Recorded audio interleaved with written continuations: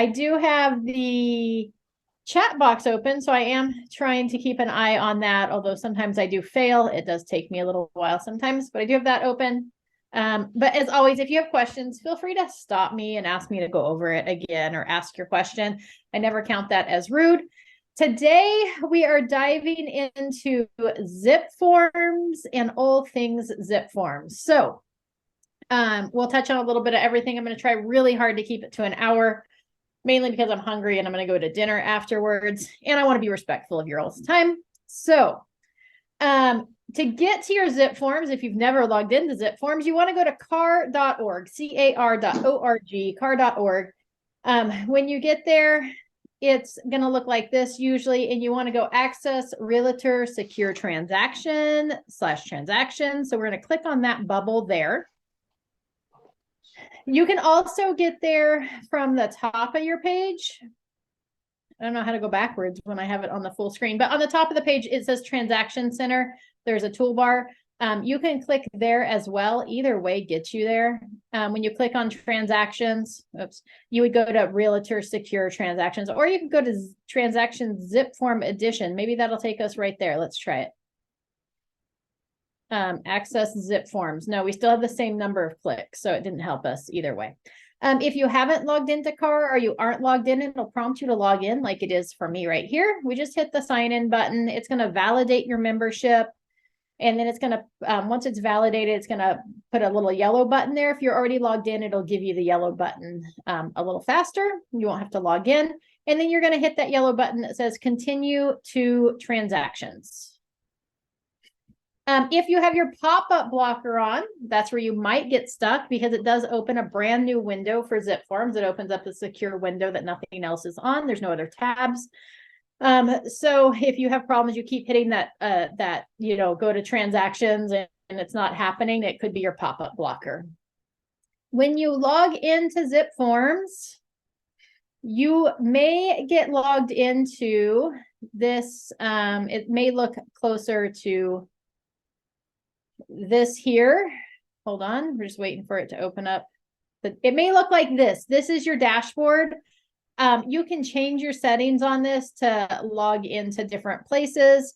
I don't use this dashboard. I have it log me into transactions. So that's where mine starts with, is transactions. And if you haven't had any transactions, your window may look blank here, or it may look like a list like this. So in the upper right-hand corner, there's a little box. And if you click that box, it will change the way that your files display, where you can have a list versus boxes. I don't know why. I usually like the list on just about everything, but for some reason in ZipForms, I like boxes. So each of these is a separate transaction. I create a separate transaction for each client. Let's do client. So if it's a buyer transaction, I just have one file. So if you're writing multiple offers for one buyer, I usually just have one file labeled something like Duke purchase or Petard purchase. And that's my buyer files. If it's a listing, I do it by address. It doesn't matter how you save them. It's totally up to you. Whatever system you like, you can do. But my listings are addresses and my buyer files are by like last name and then purchase. If I submitted an offer, here, I'll open up this one because I think deep down inside we submitted multiple offers on this one. I'll show you what that's going to look like so that you can see what happens, because like if we write an offer, that offer doesn't get accepted, I go to write another offer, I just open up the same file and I revise the documents inside that file. And the reason that you can do that is because if you send things out for electronic signatures, it's going to save all of those rejected documents into your file. Here it opens up, when I open up that file, it opens up to the summary page. And then if I go to the Documents tab and wait patiently,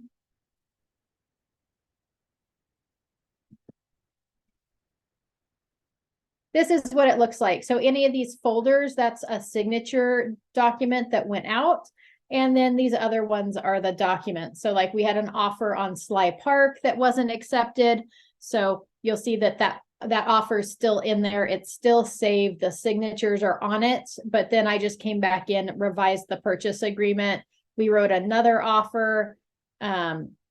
I think this is on Vogelsang. So this is the Vogelsang offer. So anytime an offer was written, it just saves it in a new file. So that's why I use the same file over and over and over again for my buyers.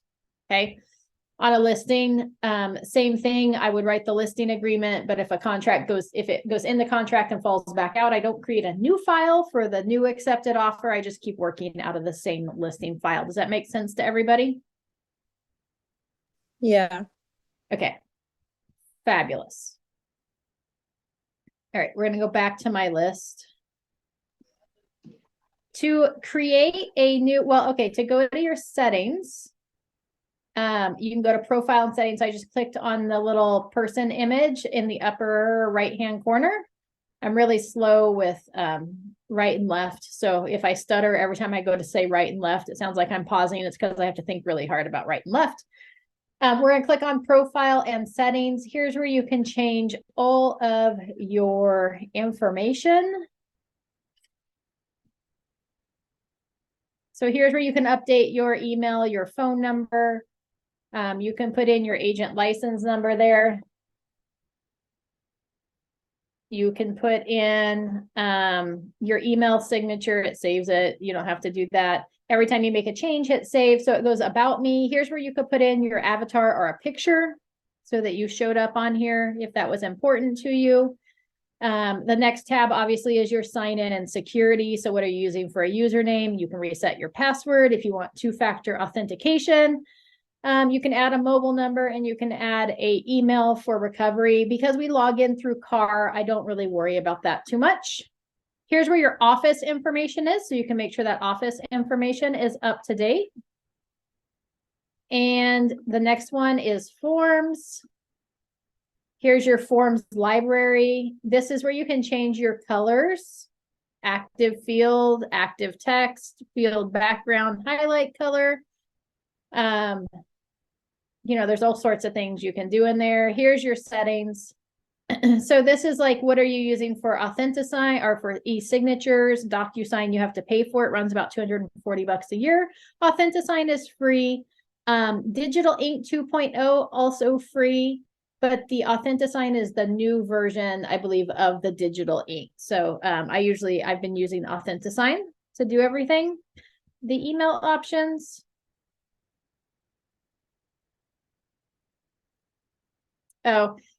This would give you a separate notification on the email. So normally if I send something through Authentisign, I get an email that somebody has signed it and that it's done. But if you did this to yes, then it would give you a secondary notification from ZipForms.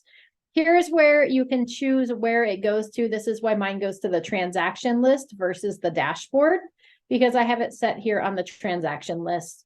And then the default view of the transaction list is my transaction or transactions shared with me. So it'd be my transactions. Here's your time interval for auto saves. How often do you want it to save the information as you put it in? Automatically check PDF. I don't even know. That's a new, I don't log in here and look at my settings very often. I don't know. Let's put yes and see what happens. Template, import template data to transaction when template is applied. I have that marked yes, and apply broker and agent information. I have that marked yes. Link to my other transactions. I don't know. Here's your other things that you have in there. Enable home warranty integration, title integration. We're probably actually gonna maybe select, I wonder if you could do that. Let's go. Let's select favorites. This will be fun.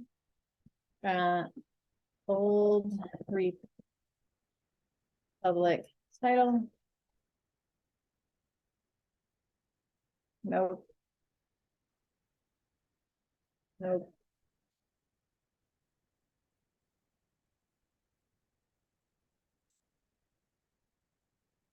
Nope. All right. So it's not in there. So fail. So we're going to hit off. Earnest integration, insurance. So I've got, I don't have any of those set. So we should maybe just turn those off. So see, you can just go through. Here's your notification setting. I probably should have saved that last tab. If you go to search by title escrow rep, it brings up a whole bunch of Old Republic peoples. Oh, does it? That's exciting. Let's try that then. Because I'm trying to find my placer title and they're not in there. Search by escrow. Let's see. Oh, look, there we go. Favorites updated successfully.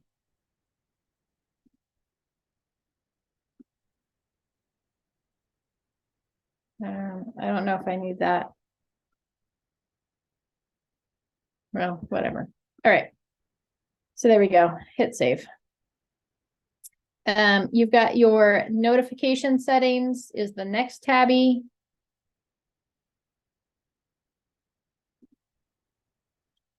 How often do you want notifications for task? I don't use the task in here, so it doesn't really matter.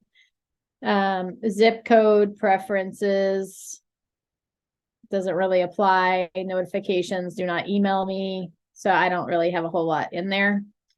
And then your assistant or your transaction coordinator, I think you have to upgrade maybe. Yeah, so you have to, oh, look, you can add the upgrade transaction coordinator. You can add your transaction coordinator to your zip files just by hitting the purchase button there. Became an elite agent for $0. And we love $0. We love $0. Oh, no. See, look, now it's saying it's 238 per year. It suckered us. They did. Too good to be true. Yeah, I thought it was. I was like, I'm pretty sure you have to pay for it, but it's saying nothing. So anyways, there you go. So there's your settings. Just make sure, you know, your about me, your sign in security, and then your settings for as well as like really what applies is, you know, where do you want it to go when you log in there? We're just going to hit the little close button to get out of there.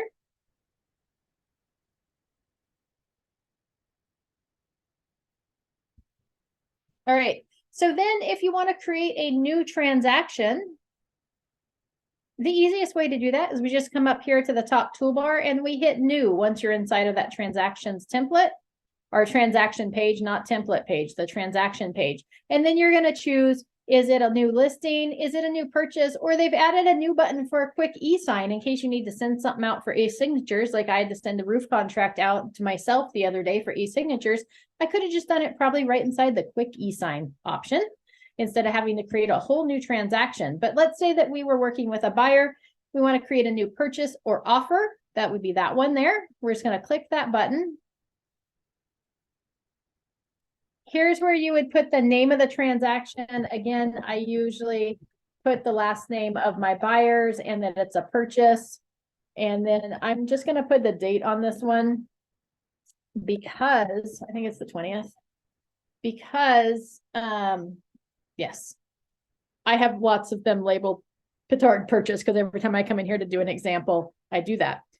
If it's a purchase, you can pull over with the MLS Connect, which is this blue link here, which is going to pull the data over for that purchase from the MLS. So super handy. You're going to plug in your user ID and your password. And then you're going to select what type of property, and then you're going to include the MLS ID number.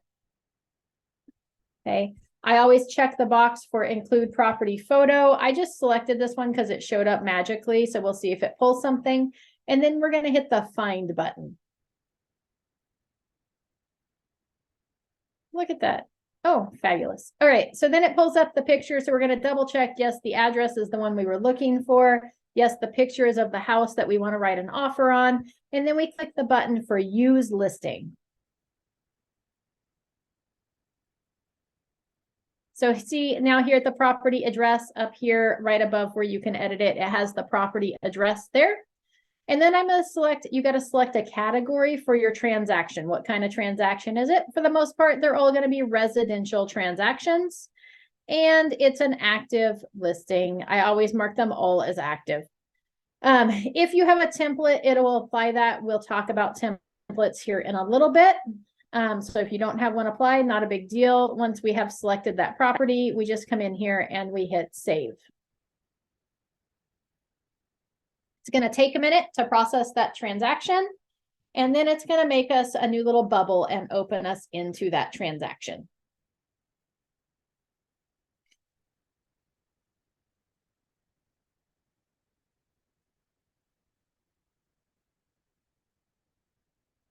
All right, there we go. So it opens me up to the summary page here, where it gives me the property summary, the purchase summary. I don't fill out a whole lot of information on this page. I just kind of skip over it just for the record. If we had written an offer on a property, now we were coming back in to write another offer on a different property because this one didn't get accepted. Anytime we're in here, we can come up to MLS Connect and we can input a new property. So you would just hit the MLS Connect button. You would put in the new MLS ID for the property that we're going to write the next offer on, hit the include property photo, hit find. Then you're going to hit import. And it's going to ask you if you want to override the data that was already in the file. You're going to hit yes, and then it'll pull the new information into your file so that you don't have to input that information. So just know that that's how you access it. If you forgot to or didn't want to look up the MLS ID when you created the file, if you're changing properties, that's the way to do it inside of there. From this summary, I go over to parties. This is where you're going to want to put in your buyer's information. So over here, it's got buyer 1. We click on that. We want to put in the buyer's name, test buyer, and you want to put in their email because we're going to need their email for e-signatures. So testbuyer@aol.com. I don't worry about phone numbers. I don't worry about their street address, anything like that. I just put in my buyer information. If it's a real buyer, you may want to save it to your address book so that they have their information gets saved inside of there for any future transactions. Once you have put that in, we're going to hit save. If you have more than one buyer, then you would proceed to go ahead and put in buyer 2, 3, 4, right? Or sellers, right? This is where if you know the seller's name, which you should get the seller's name, you can go to the MLS. You can click on the hyperlink of the APN number inside the MLS, which will open up the tax records and give you the seller's names. So we're going to call this one test seller. We don't need any other information besides the seller's names inside of ZipForms. We just want it to populate onto our forms. So this is one way to get it in there. So it's going to populate onto the forms. Because we pulled the information over from the MLS, it's already populated for us the listing agent's information. Super handy and helpful. Now we don't have to go look it all up. Okay. It's also got my information in here as the selling agent. So keep in mind, this gets really confusing really quick. The listing agent is the agent that has the property listed for sale, and the selling agent, which also sounds like a listing agent, that's the agent that's brought a buyer that's selling the property. So one lists, one sells. So just kind of keep that in mind. It's a little confusing. It takes a little bit to remember, but a selling agent is the buyer agent. Okay. Any questions so far?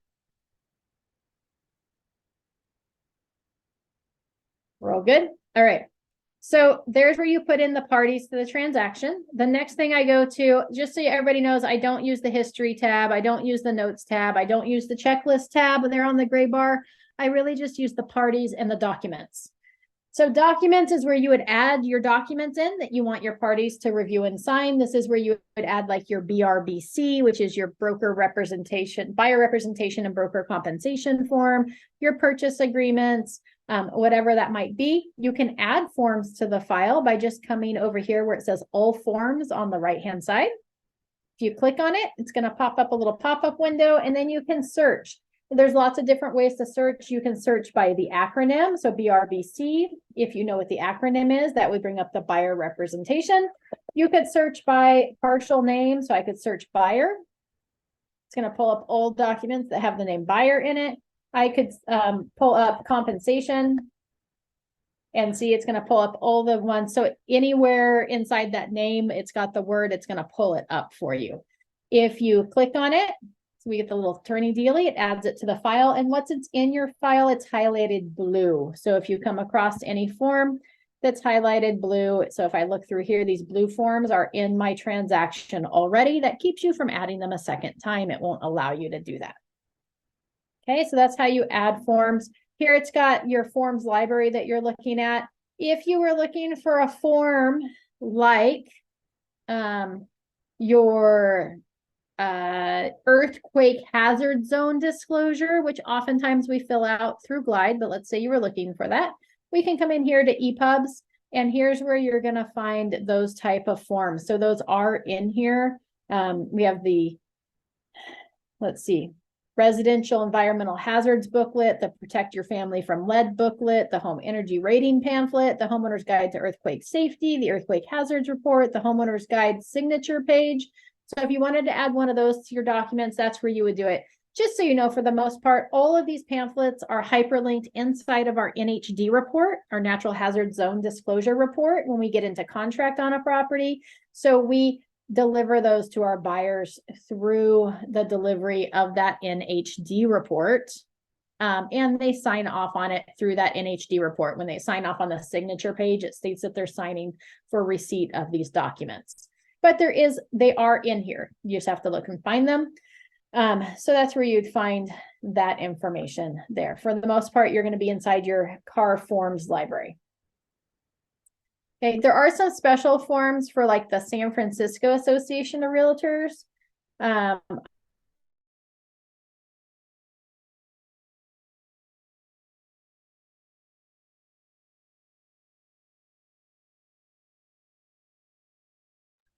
Did we lose you? Are you frozen?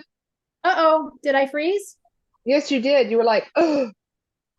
Yep. Oh, am I back? You're back, but we have a black screen now. There's nothing on the screen. Oh, that's so But sad. your beautiful face. No. Well, at least you get my face. Let's stop sharing and then we'll reshare. If I can figure out how to reshare. Okay, hold on.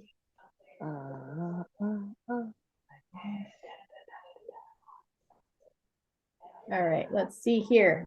Screen share. See, it didn't like that I was talking about San Francisco. It was like, no, don't do it. All right, can you see my screen again? Yes, ma'am. Yes. Fabulous. All right. All right, so that's how you add forms to your library. To edit those forms or to fill them in, you're just going to come over here. You're going to select the form. So if I wanted to start with the buyer representation and broker compensation form, I could just click on that form. It's going to ask me, do I want to open it in Form Editor Classic or the New Forms Editor? I highly recommend using the New Forms Editor. So we're going to hit Open in New Forms Editor. It's going to take us over to that editing service where we can then fill in any of the information we need to on the forms. Woohoo! If we want to add more forms, once it opens up, so here we've got the buyer representation and broker compensation form. Let's say that we want another form that's inside of our transaction. We can just come down here to the list. It shows us what's in there. Maybe I want the additional agent acknowledgement. I just click on these 8 little dots on the left-hand side, and I can drag it right up into my transaction, and it will add that in so that I can now edit it at the same time. So if I scroll through this document to the bottom, it's going to bring in that additional agent acknowledgement so I can just edit it all at the same time. All of the fields that are editable are this light gray color. So those allow you to click and fill in. You just use it like you would normally edit any sort of form in here. Super simple and easy. Somebody hasn't updated their agency. No, I haven't updated my templates. Maybe I'll do that today. If we don't want a form in the transaction, we can just click the little box. We can hit the little trash button and away it goes. Yes, I want to delete it. And if we want to add a form that's not already in our transaction, if we just hit add, it will bring up suggested, and then you can click on forms libraries, where it'll bring up all those libraries and we can search for that form. So if we wanted to add that form back in, the additional agent acknowledgement, we just click the add button after searching, and then we can hit close, and now it's added it back to our transaction. So you can either grab from existing or add from the library, or under add, you could also add an uploaded document as well. So if we just go upload, you can upload. So this would be like you submitted an offer, they gave it back to you with a counter offer. Here's where you could pull in that counter offer to prepare it for signatures as well. Okay. If you want to email these forms to somebody, we just check the boxes we want to include and we hit send. That's not going to allow them to sign it, but it will just send it to somebody for review.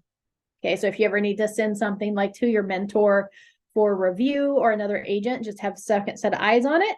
That's how you would do that. You could add the recipient, subject line, and message, or maybe your buyers or your sellers want to review something before you send it to them for signatures. That would be one way to do it there.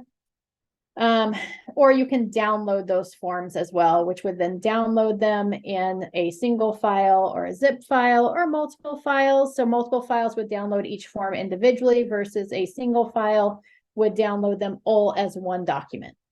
Okay, you can also print them from there.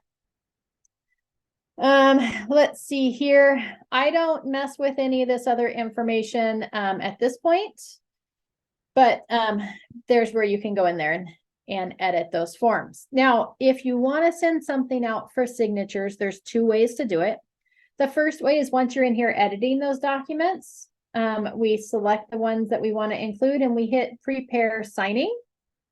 And that's going to take us over to set it up for e-signatures. This is where it's going to give you those options.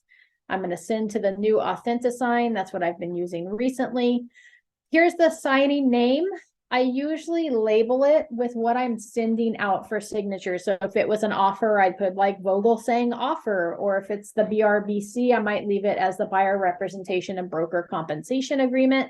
I don't generally select a return folder.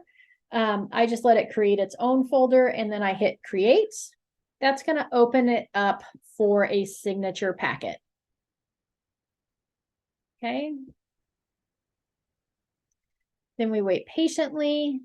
Here's where it's going to add those documents that we just selected from the file. Those are all going to be in here. So we've got our BRBC, and then at the end, we're going to have our additional agent acknowledgement. So both forms that were in there are going to be included.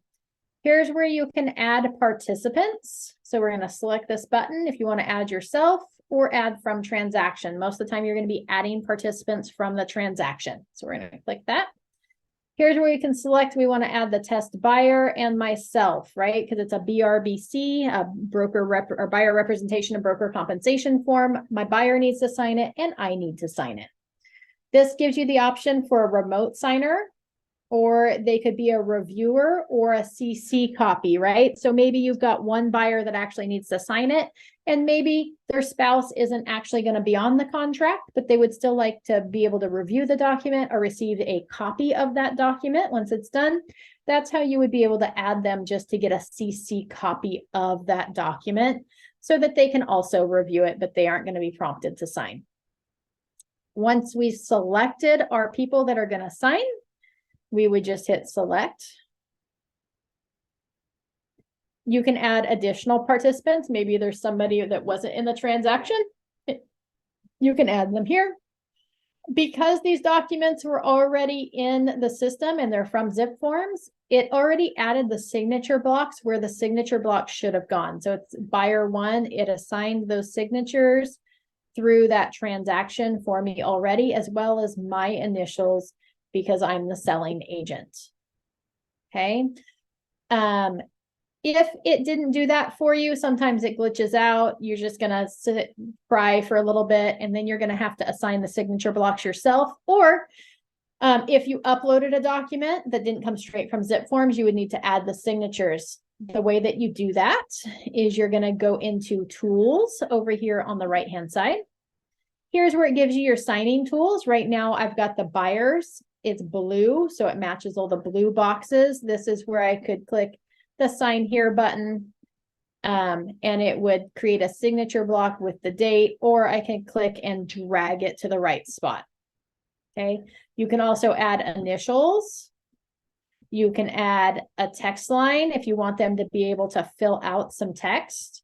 You can add a checkbox if you want them to be able to check a box, right? All these fun things that you can do. If I click on this checkbox, it's going to give me options. Is it required? Yes, they have to select one, or not required. So we're going to make that required. We're going to save it as default. So every time I add a checkbox, it's now going to be the default to required. And notice, see, it's got a red outline. That means it's going to be required. Okay, if we click on it, we make it unrequired. Now it's not red anymore. That means it's not going to be a required thing. Let's see, you can have them initial pages, initial choice, right? So lots of options there. If you needed their name on here, you could just pull over their name, and now it's going to populate their name for them. If it needed to put in a date or a time, that's where you would do that. And then when you open it up to sign it, it'll auto-populate that date and that time.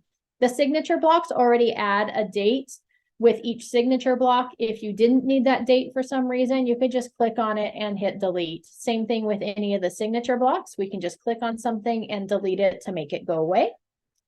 If you needed to add something to the document and you didn't want it to be something that somebody could change, we could just drag over, click on the text box, put the text box where you want it to go, and then here's where you could put in enter text, and then it would save that text there on the document. So I use this a lot. Like, let's say I forgot to check the box for buyer.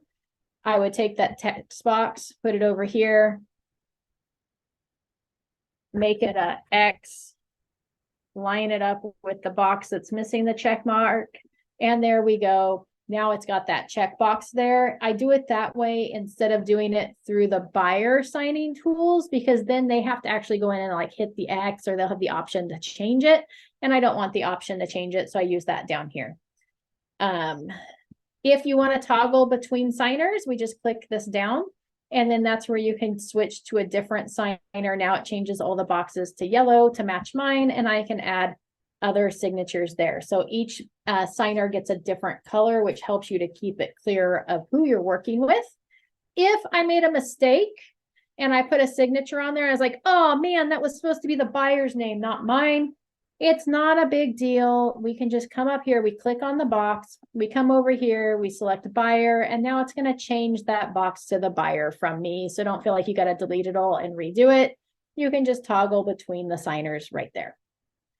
Any question about adding things to the documents for signatures?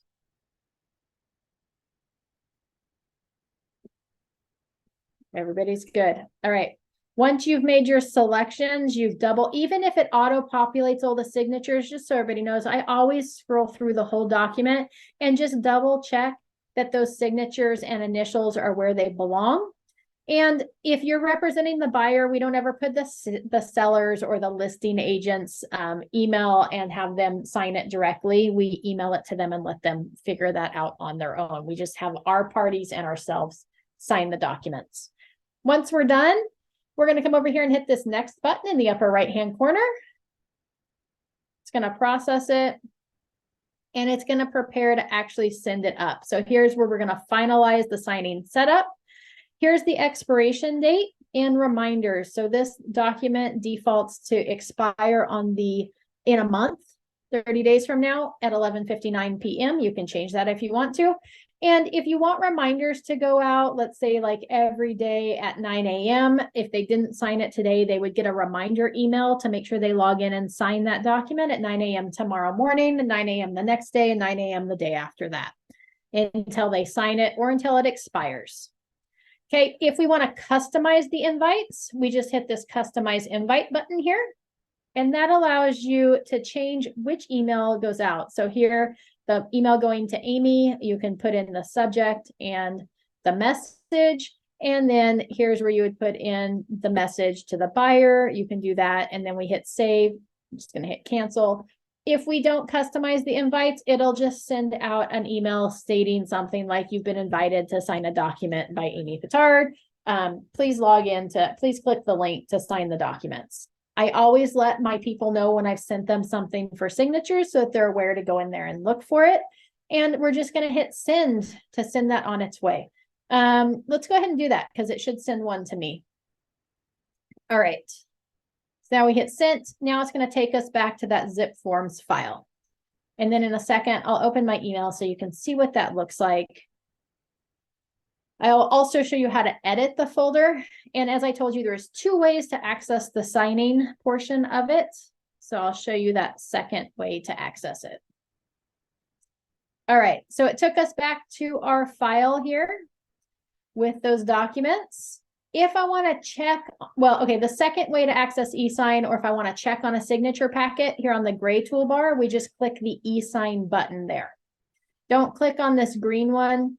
Click on the gray one, okay? When you click on the gray one, it's going to open up any signature packets that have been sent out. It'll tell you whether they've been sent or whether they're completed. This one has a red exclamation point, which is bad. That means there's an error associated with it. So if I click on that sent button there with the error, here it's going to tell me that, hey, it was sent to Amy, but this is wrong, meaning that the email is incorrect. So it's going to give me the option where I can edit that email to fix it. Okay, obviously Amy, it was a fake email. Yes. Oh, nothing. It was, the screen was black for a second and then it came back. Oh. Sorry. Anyways, so you can edit the signature box there, or the email address. Once you're done, you just hit save or cancel. And that'll fix it. Now, if we wanted to, if somebody had signed, it would tell you that they logged in, is authenticated. That means they actually like clicked on it to log in. And once they're done signed, it'll say approve. Okay. Your other options, if you need to edit it, maybe you missed a signature, you forgot to add a document, whatever that might happen. We're going to come up here to action items. You can do it there, or we can do it from the blue drop down just from this folder as well. You can resend the invitation. So if you're like, hey, remember to sign that, you can hit the resend button. It'll send them another alert. The duplicate is going to obviously duplicate that file, and signing details opens up the window that we just opened up. If we need to change something outside of that email address, we're going to hit the reset button. Do you wish to proceed? Or if you want to delete the folder, you have to go to reset. And we're going to hit yes, we want to proceed. That's going to reopen up that signing window. And then here you can go in there and edit. So let's say that not only did I mess up the buyer's email address, but maybe I messed up how to spell their name. We can just click on that buyer here, and here's where we can change their name. Now, let's say that we had our buyer was a trust, and we want it to use a custom signature because the buyer actually shows up as like the Amy Petard Living Trust, and we need the trustee to be able to sign. Down here, we can put Amy Petard. Can't spell my own last name. Trustee. R-U-S-T-E-E. Okay, and then the initials would be A-P-T, right? So you can do a custom signature. So now, even though it's going to test the buyer, when they actually go to sign it, it's going to set it up to sign them as this name here. So that would be like, if somebody was using a power of attorney, if they were the president of the LLC that was doing the purchase, that's how you would customize them from there. If you realize you didn't need them on the signature packet, you could also remove them. And you could do this when we first set it up as well. You don't have to go back into the file. This would just be if you forgot to do that. So that's how you would edit that. And then we hit save. From here, you can add more signatures. You can add more documents. If you go to the documents tab, here's where you can add additional documents to sign. So maybe we sent out a counter offer, but we needed to include the previous counter offer that the seller sent us to sign, we can add that document here. And we can either add something from the transaction or we can upload a document from our computer. Once you've made your corrections, you would hit next. Now, if you didn't want to make corrections and you wanted to delete the file, instead of hitting next here, once you hit that reset button, it opens up this, you would hit back. And then you could either hit save or don't save. Really makes no difference. That's going to take us back to our ZipForms transaction.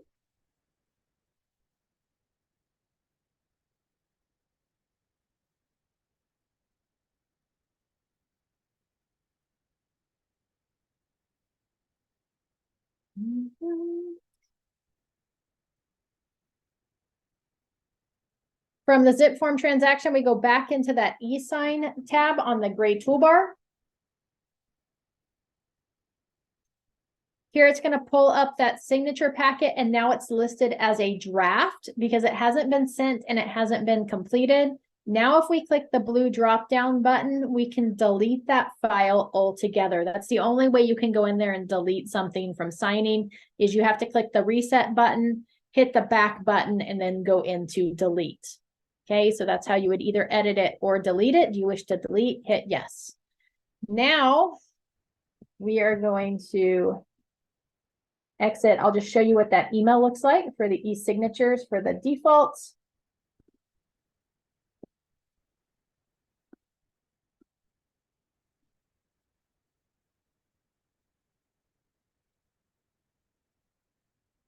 I don't think I spelled that. Oh, I did. All right. So here's where, oops. This is what that email would look like to your clients.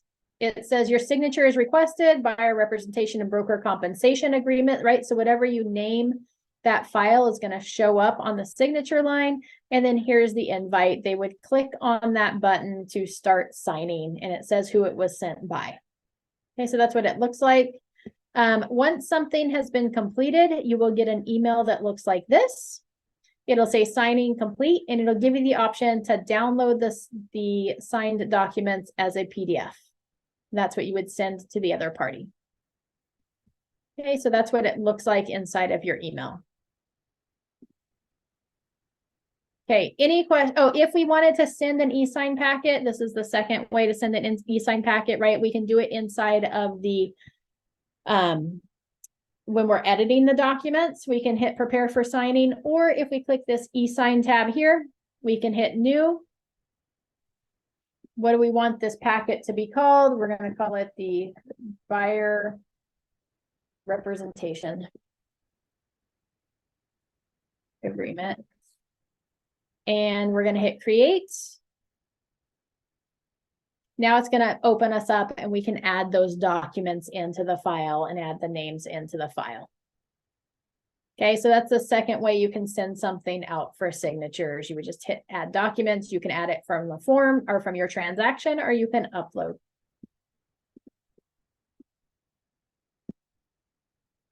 Okay, any questions so far on how to navigate through ZipForms to set up a buyer transaction, to send something out for signatures, to edit those signature boxes, or anything else that you think I may not get to that you have a question about so far? Nope. Nope. Just waiting for the templates. All right. All right, so that's how you do all that. If we go back to list, it's going to take us back to the transaction list. Here's where it's going to have all your active transactions. So here's that new Petard purchase. And to edit it, you would just, here's where it tells you all the information. You can also archive it from here or delete it. Or to open it back up, we just come over here and we just click on the box and it opens that transaction back up for us to go in there and edit or add documents to. Okay. All right, back to list. All right. The other thing that's, yeah. I do have one question. Nope, you said you had no questions. I know, but then I brought up a document. So I have, like, one of my buyers, the last offer that they put in, they decided, we don't want to, we're going to put a pause. So how do I put all those signed documents? Do I just click on them and then hit archive? I don't even worry about those. I just leave those in the file. So if I go back into, oh,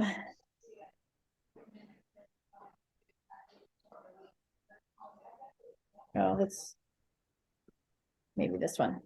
See, I've got the spinning wheel of death. So let's see if we can get my transaction to participate.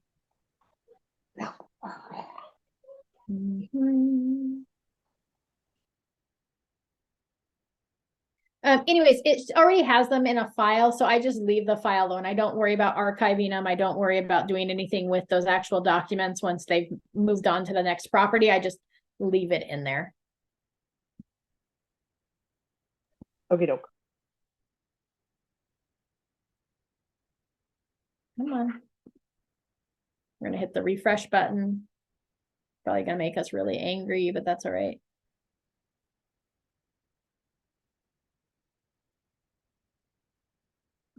All right, hold on. It logged me out.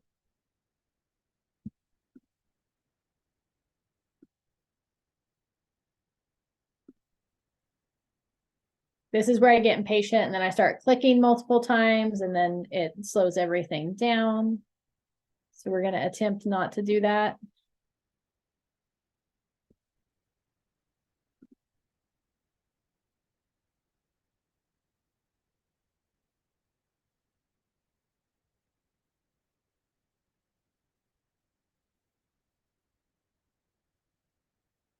All right.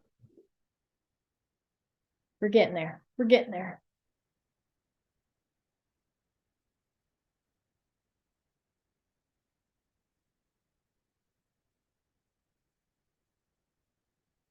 But that is why I make sure to name my each signing folder for what it was. Like if I'm sending out an offer for something, I put the name of the property in there so that I know that that folder was for that offer, that had that signed offer that never was accepted. So here's an example of that. If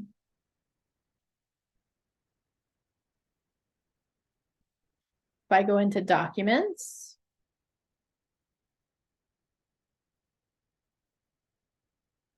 so here is, it's got all the signing folders that have ever been done because I don't create a separate folder.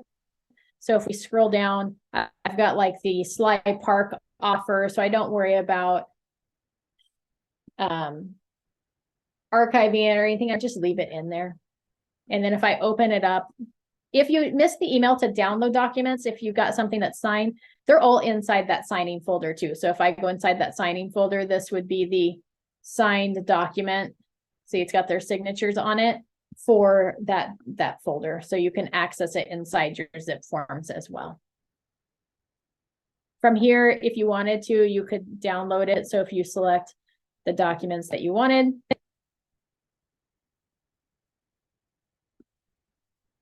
here's where you could save it as a PDF, and it'll ask you whether you want to save it to your transaction or save to your device. You can download it. You can preview, right? You can delete them. I never delete anything, or you can send those documents via email to like your clients. Okay, so you can edit those in there, but I don't ever worry about archiving them. All right, any other questions before we move on to templates? All right, so templates here. So we went transactions, right? We started dashboard, transactions, and then we go templates. It says forms and checklists. We're going to hit yes. This is where you can set up different templates. So this gives you the ability. So when I open up a residential purchase for a buyer, it's going to automatically throw documents into my file for me. That's why when I opened up that new Petard purchase, it had like the residential purchase agreement and the statewide buyer and seller advisory. So any document that I would send out with an offer is automatically thrown into that, as well as it auto-populates some of the information inside of that transaction for me so that I don't have to type it in every time. The way to create a new template is we just come up here to new. And is it a new listing template or a new purchase or offer template? So let's say it's a new purchase or offer template. And you could have multiple templates. However, that being said, you only want one set up for the default of each property type. So what does that mean? Let's say that I'm gonna make this a regular residential. Maybe we're gonna make this a country, COUNTR property. Okay, purchase agreement. We could say purchase, so I don't get confused on there, and then I'm gonna make it a residential. Now, I don't want this one to automatically apply to all new transactions, because then this is gonna apply to any residential, and I want this one just kept specifically for country properties. You could also say, hey, I want this to all, this one is gonna be, do not automatically apply this template to new transactions. The second option is automatically apply this template to purchase or residential new transactions. So this, if I click this one, it's gonna apply this template to any new purchase transactions. This one, it's not gonna apply it. And automatically apply this template to all new transactions. That would go, whether it's a listing, a purchase, it wouldn't matter. It's gonna go on that item. We don't want this one automatically apply. You only want one template to apply to your regular residential properties. The others you want to be able to change and adjust. So we're going to hit save, and I'll show you why here in a minute. So I'm going to hit save on do not automatically apply.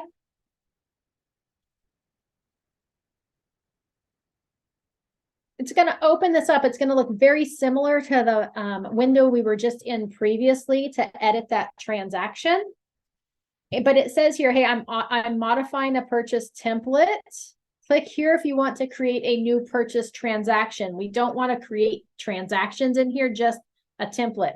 So here's where I would add the forms. So let's say for all of my country properties, I want the BRBC, the buyer representation and broker compensation.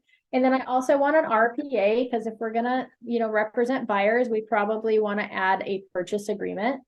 Along with that, I always include the SBSA, which is the statewide buyer and seller advisory.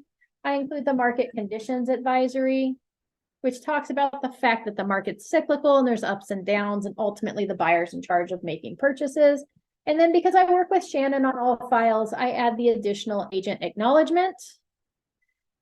You don't need that one if you don't always work with another agent on files. And then I always include the WFDA, the Wildfire Disaster Advisory, just stating that, hey, we live in an area where there's wildfires and you should investigate that before removing all of your contingencies.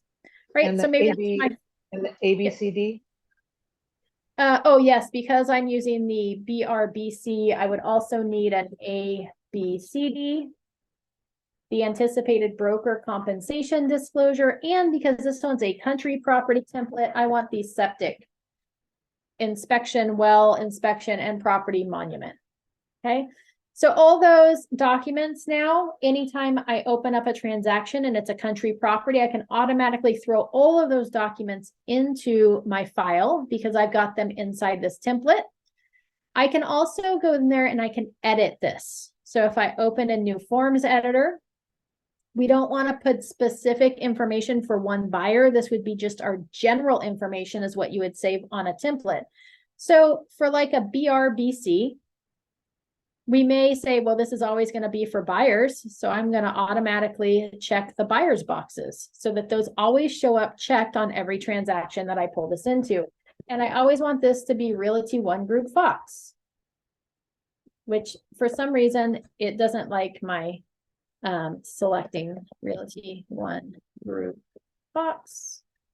And maybe I always want it to be the correct 0200180. Don't ask me why it's not pulling it over. And I always want the agent to be listed as myself with my license number. There. So now every time I pull this into a transaction, this information is always going to be populated on my form.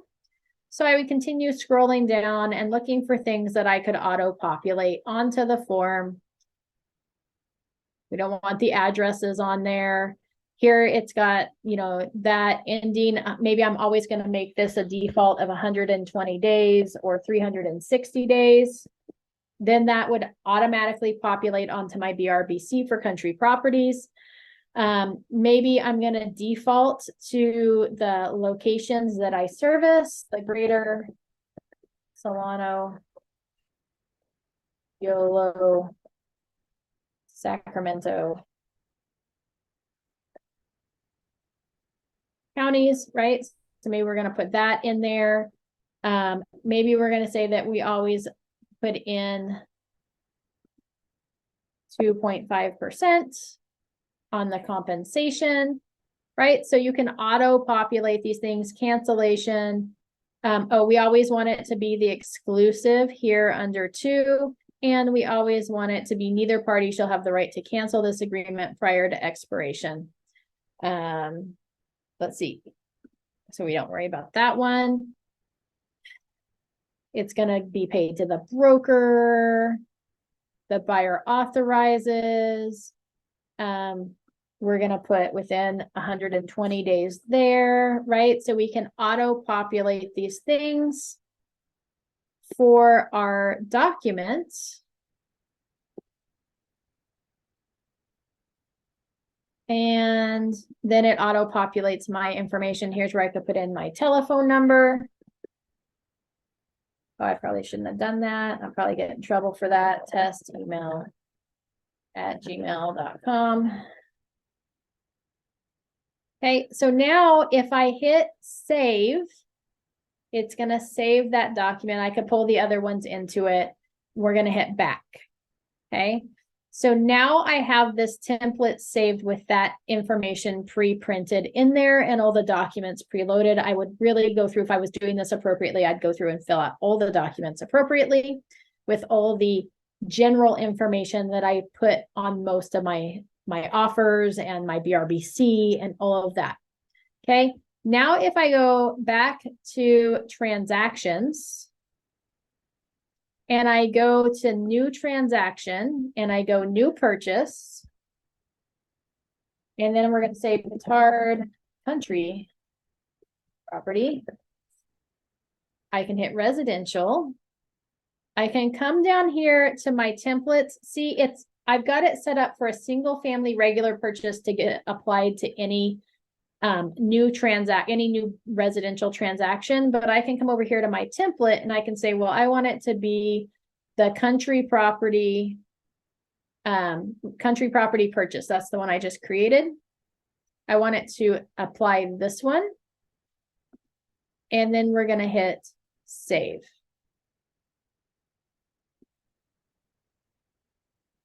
So now when I open this one and I go into documents, I just created that file by applying that template. It automatically adds all of those documents to it. And if I open up that BRBC,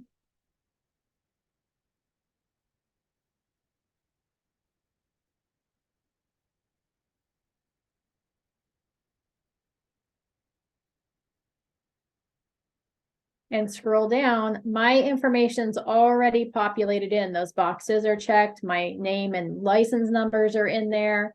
As I scroll down to the BRBC, it's already populated that normal stuff that's going to go on this form into the transactional form. Makes it much easier for me to go in there and edit and quickly draw up a BRBC. Does that make sense to everybody?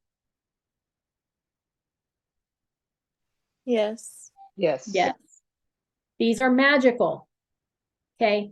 Now we want to make sure that we don't go into, when we're trying to do a new transaction, that we don't go into templates. You just go into transactions and then you add it that way. But if you ever need to edit a template, like my template has not been updated for quite some time, I can come over here and go to templates. And I could go in there and edit a template. So if I'm in here inside of templates and I click on like single family regular purchase.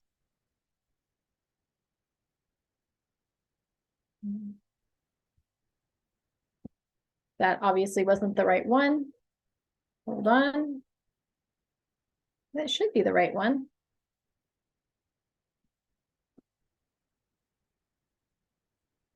Oh, there we go. This is where I could go in there like on the additional agent acknowledgement. If I open it, again, we still want to be really careful not to add any specific information, but this is where I could go in and update,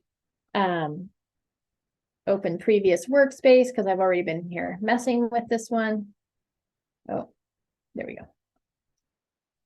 And I could update those license numbers here. So I could update like this information and be realty group Fox. And then once I've updated a template and I hit save, now anytime that template gets put back into a transaction, it's going to put this new information in there instead of the old information. Okay, so that's how you edit a template. But again, you don't want to edit a template for a specific buyer. We want to keep those general so that it applies to any transactions that we put in there. The other thing that you can do through those templates, let's get it back to my thing here. And you can set them up for listings. You can set them up for buyers. You could set them up for leases, although we don't do a whole lot of leases. So now I'm going to go back into templates.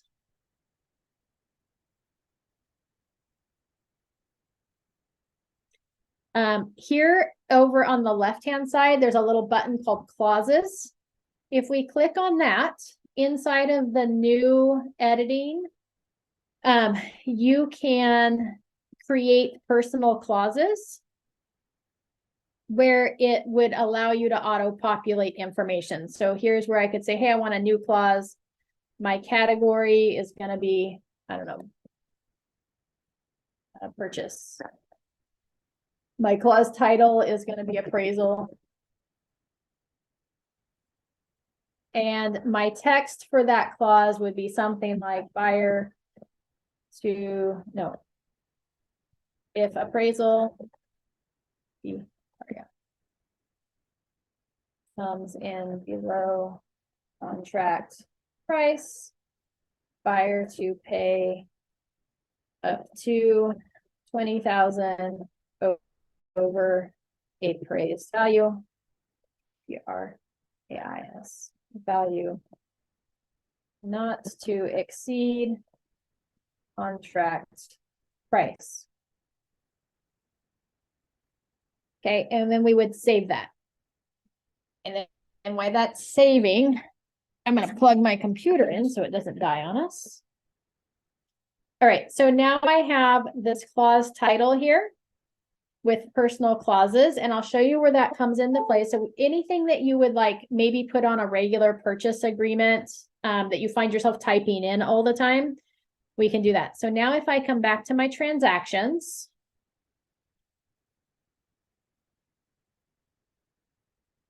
and I go into that petard purchase file that we created just a little bit ago.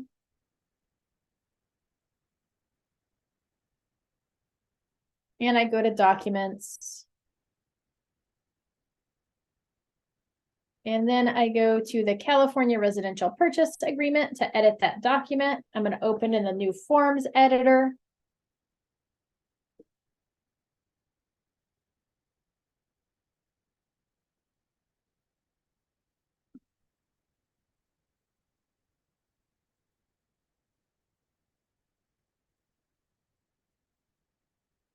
Start a new workspace. All right, so here it pulled open my residential purchase agreement. Remember, this was a template, so a lot of the information is already filled in for me, which is handy dandy. And because I did that MLS Connect at the beginning, remember it pulls over the listing agent's information as well for me, so I didn't have to type that in. But really what I'm doing is I'm coming down here to, we can do it under additional finance terms. Should give me the option. Oh, here, add a clause. So see when I click on this blank, it says add clause. Where I click on that, I want to go to personal. Here it's got my appraisal clause, and I'm going to hit insert. Then it automatically plugs that in for me, so I didn't have to think about how it needed to be worded on future transactions. And I can just come in here now and edit this dollar amount if that's going to be different. So that's where you save clauses, and you can use them on any of your blanks. So maybe like even here where it says buyer to choose, I could save this as a clause. I could save my escrow holder information, add a clause. I could save that information as a clause, so I would never have to type that in again, and then I could just auto populate it. So that's where that clause template comes into play. Does that make sense to everybody? Yes, ma'am. Yes.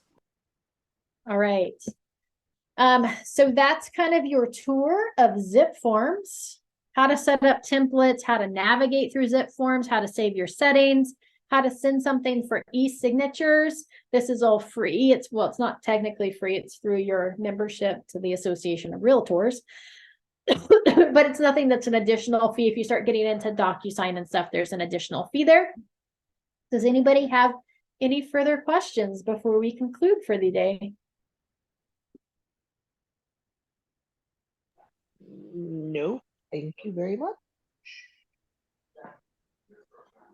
Abby just put the little link in the chat box to log your attendance for today. If you wanted to click on that, you can also make suggestions on additional trainings that you would like to see that would be helpful to growing your business. Anybody need anything before we finish up? No, thank you, Amy. You are welcome. If anybody has any questions, feel free to reach out to me. I'm always available. I'm not always available, but I will get back to you if I'm not available to answer your questions. I'm here to support you, to help you be successful. So never hesitate to reach out. And thank you for joining me today. Thank you. And remember, Tuesday, I'll post it in the foxhole as well as on the group me, where we'll be meeting for our live Avid training on Tuesday at 11 a.m. Do we have a house yet? I haven't even looked. Come on, Amy. I haven't even gotten there yet. I will pick one. Okay. All right. Fabulous. Everybody have a good great day. Enjoy your dinner, young lady. I will. We're going to go get some Mexican food.